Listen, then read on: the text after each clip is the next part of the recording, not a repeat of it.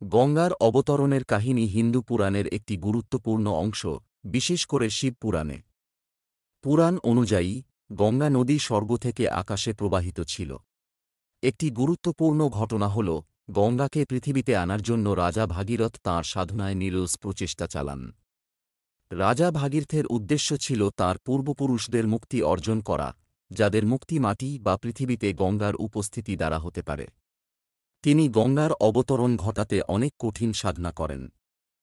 গঙ্গার প্রবাহ অত্যন্ত শক্তিশালী ছিল, যা সরাসরি পৃথিবীতে পড়লে বিপর্যয় সৃষ্টি করতে পারত।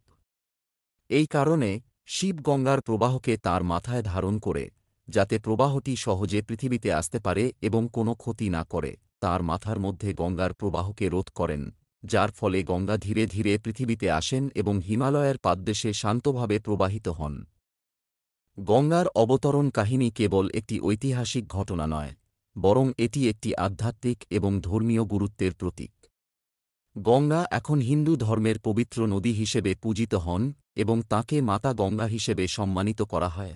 এই কাহিনী শিবের মহানুভবতা, ভাগীরথের সাধনা এবং গঙ্গার পবিত্রতার প্রতীক হিসাবে বিবেচিত হয়।